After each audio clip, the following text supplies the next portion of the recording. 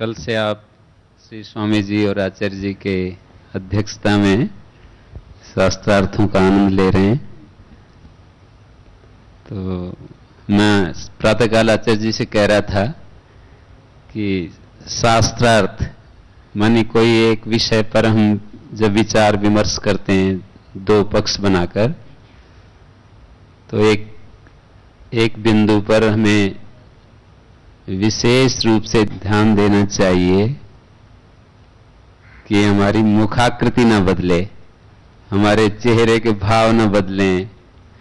ऐसा लगता है जैसे कि कोई युद्ध भूमि में, जैसे समरांगण में जैसे वो दृश्य देखने को मिलता है, जैसे दो पहलवान आक्रामक होकर के और टूट पड़ते हैं ना परस्पर एक दूसरे के ऊपर।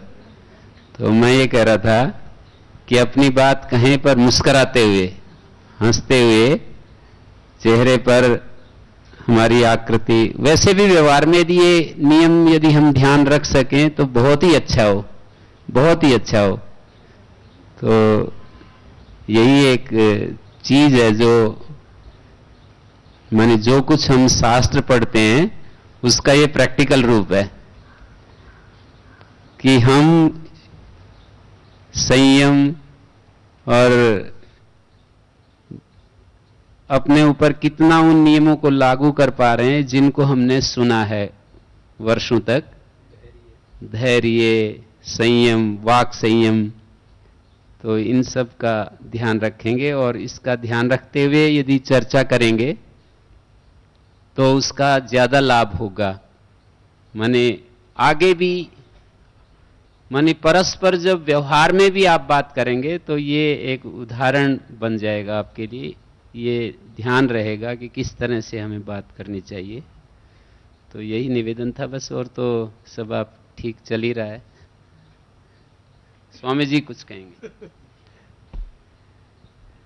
तो आज पुनः सत्य के परीक्षण की जो प्रक्रिया हमारे ऋषि ने निर्धारित की उसके अनुरूप आप सभी संवाद करेंगे। और अभी यह जो संवाद चल रहा है 2 दिनों से, इसमें जीतना, हारना, पराजित करना ये लक्ष्य नहीं है। लक्ष्य है कि हम संवाद करना सीखें और उस संवाद की प्रक्रिया में निष्णातता तो अभ्यास से आती है।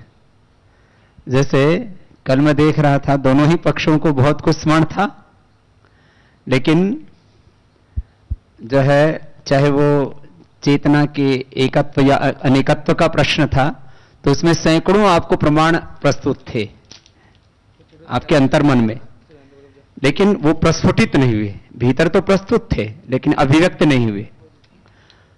और उसके बाद आपने बहुतों ने सोचा होगा ये तो छूट ही गया मेरा इस बारे में, तो ये मैं तर्क देता तो ज्यादा अच्छा होता।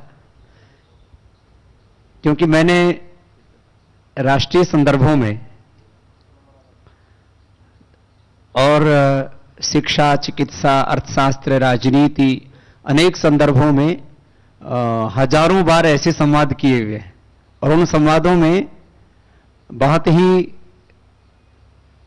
गरिमा के साथ, प्रामाणिकता के साथ, तर्क, तथ्य, युक्ति, विज्ञान के साथ अपनी बात को रखना होता है।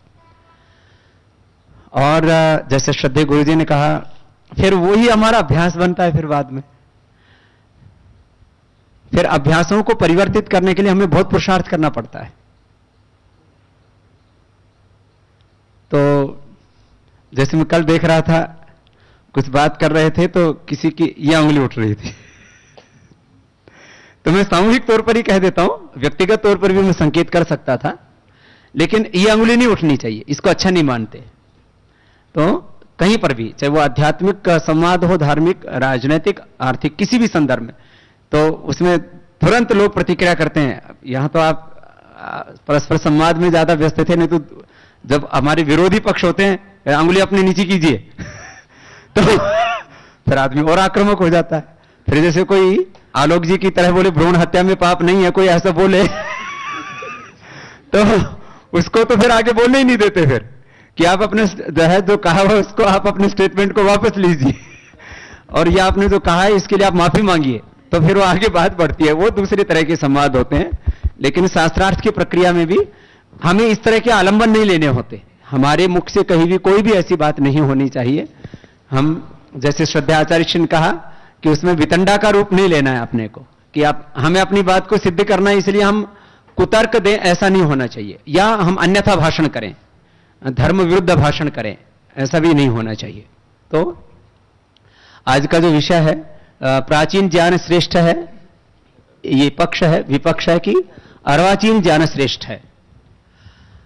अब आप इसमें जो कल वाला संदर्भ हमारे सामने आया, ऐसे निष्कर्ष पर भी पहुंच सकते हो। और यदि आप में सामर्थ्य है तो आप आर्ष ज्ञान की श्रेष्ठता को कायम करते हुए आप जो अर्वाचीन ज्ञान प्रक्रिया है उसको आप नकार भी सकते हैं। आपका तर्क युक्ति प्रमाण का सामर्थ्य यदि सबल है तो, नहीं तो फिर एक दूसरे की पूरकता में पहुंचने में तो दिक्कत है ही नहीं।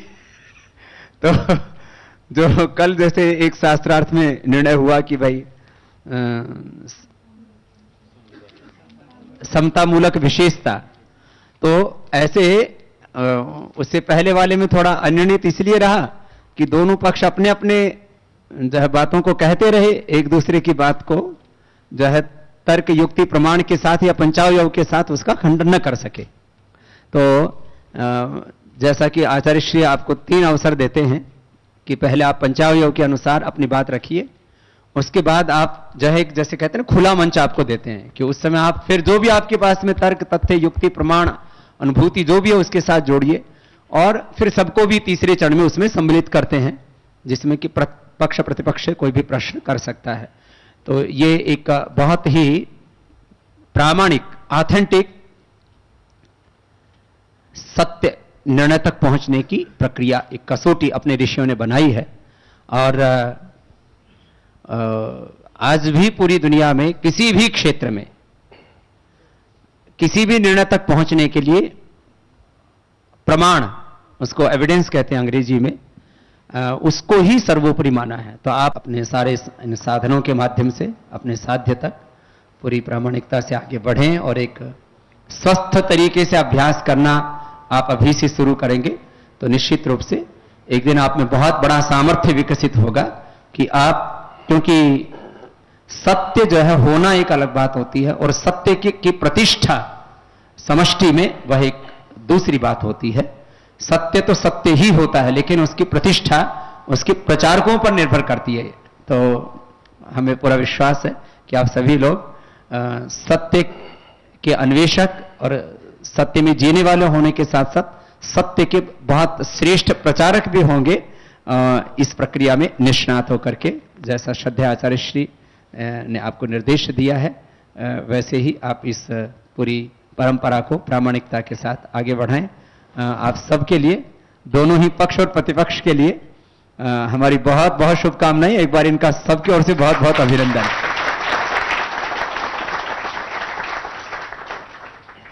हम सबके मंच के जो दाहिनी ओर बैठे हैं ये पक्ष हैं और इनका नेतृत्व मुख्य बीच में जो 2 बैठे हैं ये करेंगे, और बाईं तरफ दूसरा पक्ष है जिसे विपक्ष का है, अर्वाचीन ज्ञान श्रेष्ठ है, और इनके मुखिया हैं बीच में बैठे हुए दयाराम जी, इधर अंकुर जी और रजनीश, अंकुर जी और रजनीश जी।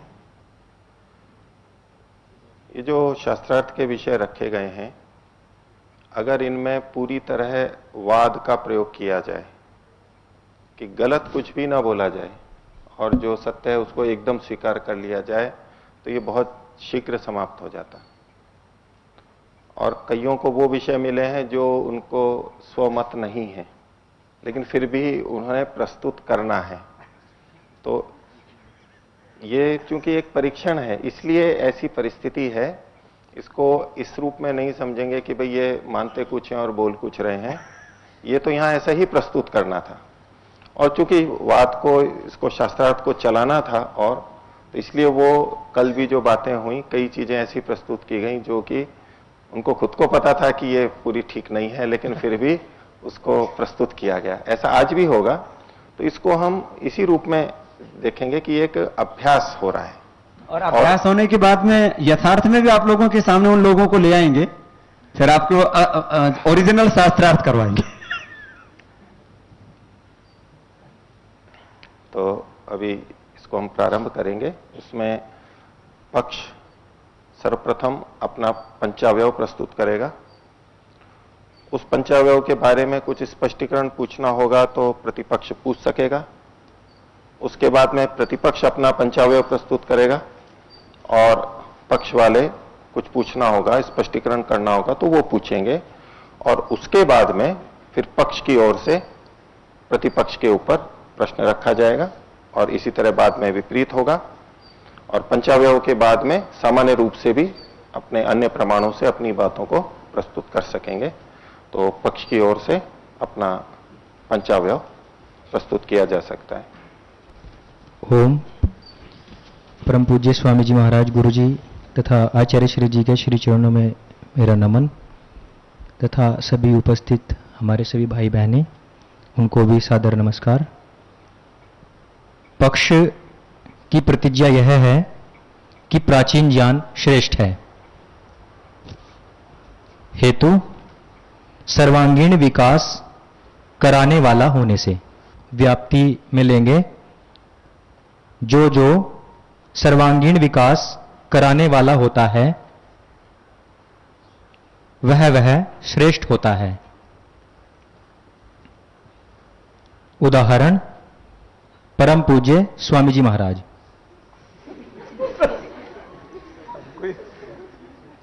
बीच में फंसेंगे आप।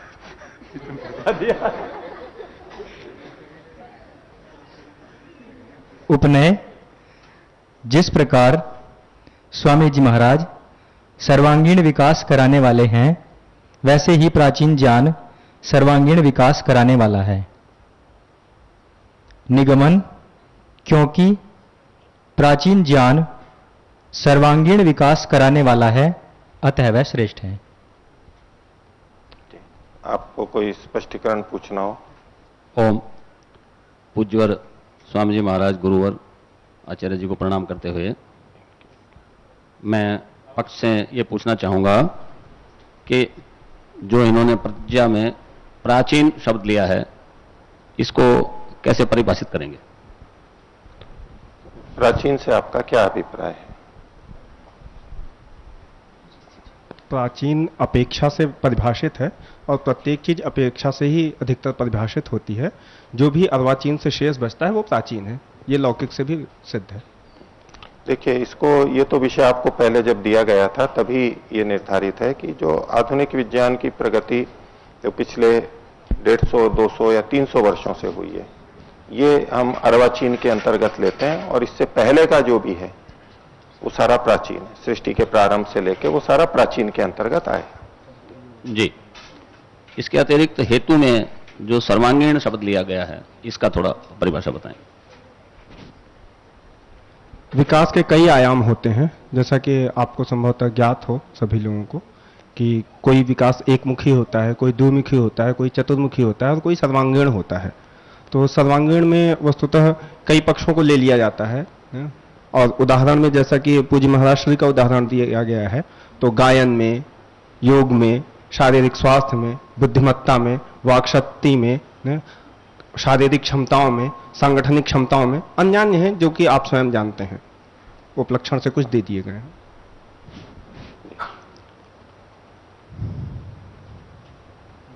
ठीक है।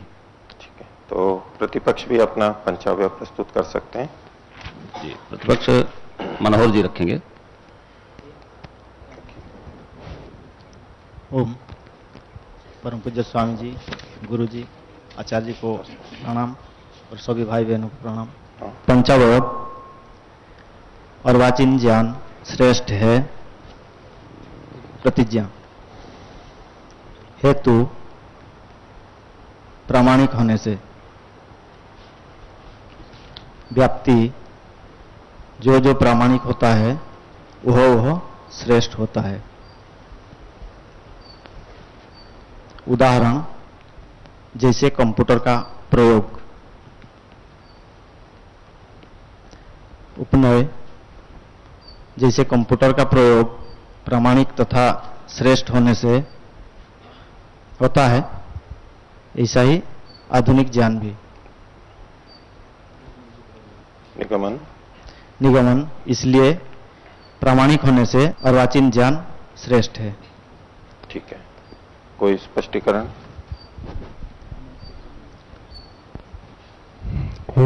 आपकी प्रामाणिकता की परिभाषा तक क्या है, स्पष्ट करें।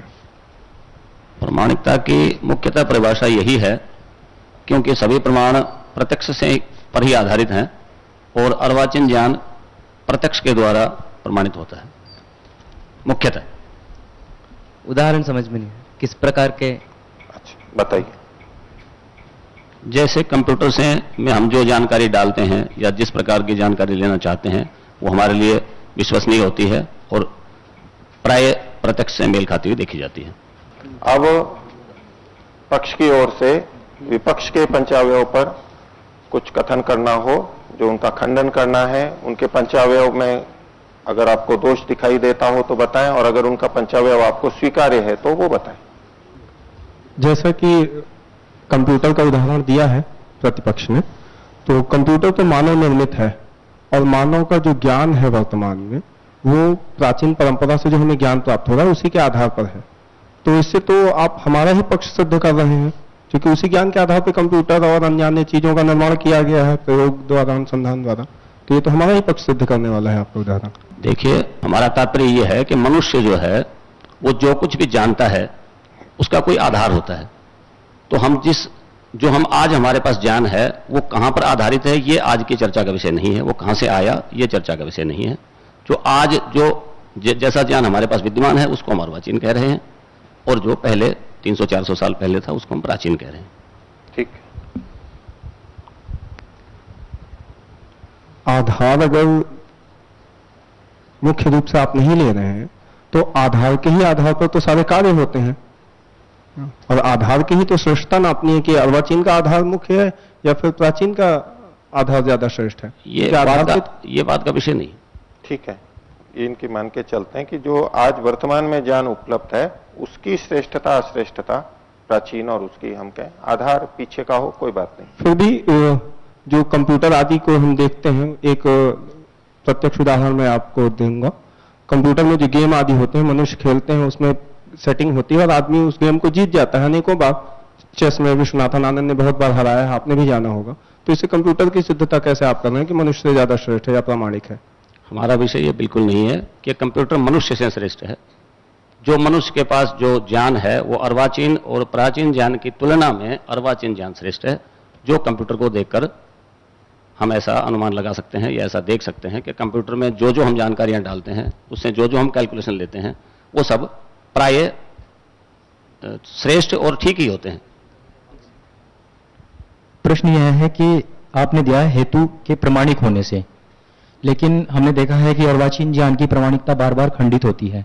वो अभी कुछ चीज लेकर आए हैं, वो कहते हैं कि ये प्रमाणित है, फिर थोड़े दिन के बाद पता लगता है कि वो तो खंडित हो गया, वो अप्रामाणिक हो गया। फिर बाद में रिसर्च चलती है, फिर वो कहते हैं कि नहीं ये अंतिम ज्ञान है, अब इसके बाद कुछ नहीं होगा। फिर उसके बाद कुछ दिन बाद चलते हैं और रिसर्च होती है, फिर वो भी खंडित होता है। तो आप जो कह रहे हैं कि अर्वाचीन ज्ञान श्रेष्ठ है प्रमाणिक होने से, वो प्रमाणिकता तो बार बार खंडित होती है, और तो कहीं पर भी ये कह नहीं सकते कि इसका अंत आ गया है, अब ये सर्व प्रमाणिक हो गया है। अर्वाचीन ज्ञान से हमारा तात्पर्य जो ज्ञान का निष्कर्ष आज है, बीच बीच में जो मान्यताएं बदलती हैं वो आज का विषय नहीं है। विषय है कि आज जो हमारे पास जो अंतिम निष्कर्ष है वो ज्ञान हमारा श्रेष्ठ है। तो आपका अर्वाचीन का कालखंड पिछला 300 वर्ष है, उसमें आप लेटेस्ट आज का दिन लेंगे या विगत कई वर्षों का लेंगे? निष्कर्ष के तौर पर आज का दिन लेंगे। किसी भी विषय पे, जैसे कैलिफोर्निया यूनिवर्सिटी का एक रिजल्ट आया था कि चॉकलेट खाने से बुद्धि बढ़ती है, फिर वहीं कोलंबिया यूनिवर्सिटी का रिजल्ट आ जाता है कि नहीं चॉकलेट खाने से बुद्धि भ्रष्ट होती है। तो अलग अलग यूनिवर्सिटी के अलग अलग प्रामाणिकता आप में आ जाते, तो ये तो खंडित है आपके पूरे हेतु और उदाहरण। हमें थोड़ा सा सोचने का समय चाहिए। जी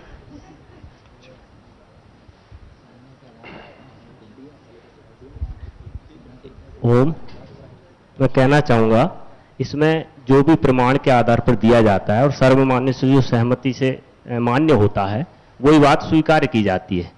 ऐसा नहीं है कि किसी ने कुछ बोल दिया और वो स्वीकार हो जाए, वो प्रमाणित थोड़ी हो गया, प्रमाणित करने के बाद स्वीकार्य होता है। और आपने जैसे जो बताया कि जो आज जो बात कही है कल उसके बदल जाते हैं, तो 10 साल बाद जो बात कही फिर 10 साल बाद और नई बात आ जाती, तो जो बात कही है उसका खंडन थोड़ी, उससे आगे की खोज हो जाती है तो आगे की बता देते हैं वो। उन्होंने ये तो नहीं कहा कि भाई जो पुरानी बात थी वो बिल्कुल कट गई।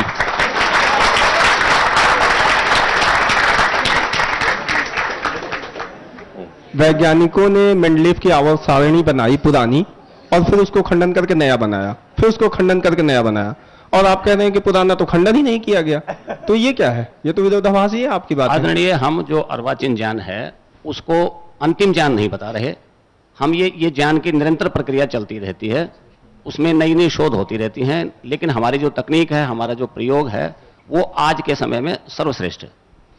जो दवाइयां आज मानव के स्वास्थ्य के लिए हितकारी होती हैं वो अगले प्रयोग में अहितकारी हो जाती हैं, है? तो ये कैसा आपका प्रयोग है जो अपने ही प्रयोग को बार बार खंडित करता रहता है और आप उसकी अर्वाचीनता पे विश्वास कर रहे हैं? उनसे अधिक उत्तम जब कोई वस्तु मिल जाती है तो उससे कम उत्तम को छोड़ दिया जाता है। ये तो एक संसार की एक निरंतर प्रक्रिया है। सांप भी अपनी पुरानी कैंचुली को छोड़ देता है। सांप का उदाहरण आपने दिया, सांप कोई बहुत अच्छे प्राणियों में नहीं आता, वो डसने में ही आता है तो आप उसके उदाहरण पे हैं तो अच्छी बात है, आप वो बनाए रहे उदाहरण। और रही प्रामाणिकता की बात, तो आपको अगर याद हो तो टीवी में पहले एक विज्ञापन आता था कि कोलगेट में नमक होता है तो बड़ा अच्छा होता है दांतों के लिए, फिर प्रमाण हुआ कि नहीं कोलगेट में नमक होने से खराब है दांत, फिर अब आ गया कि नहीं कोलगेट में नमक है इसलिए अच्छा है। तो वही चीजें तो बार बार रिपीट होती हैं, इसमें क्या आप कहेंगे? इस विषय में महोदय आपका ज्ञान ठीक नहीं है, आपको पूर्ण ज्ञान नहीं है। ये जो कोलगेट में नमक बताया गया ये वैज्ञानिक तथ्यों पर आधारित नहीं है, ये तो एक विज्ञापन कंपनी द्वारा अपना प्रचार किया गया।